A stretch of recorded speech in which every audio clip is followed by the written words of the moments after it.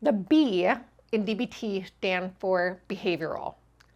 DBT places a strong emphasis on the practical aspect of learning mental health skills, specifically on changing patterns of behavior that are not helpful or harmful.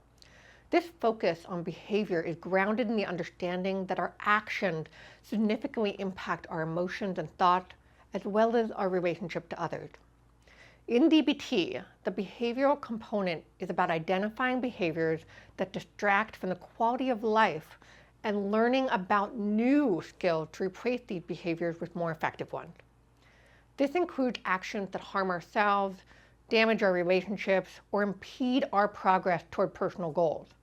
By developing awareness of these behaviors and the situations that trigger them, you can start to make conscious choices that lead to healthier outcomes.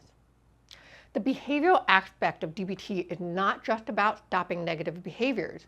It's also about encouraging positive actions that enhance your well-being and improve your interactions with others.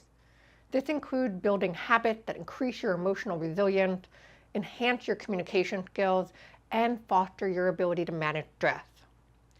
Throughout the behavioral lens of DBT, you will learn to take actionable steps toward your goals, while also being mindful of your current emotional state and thought patterns.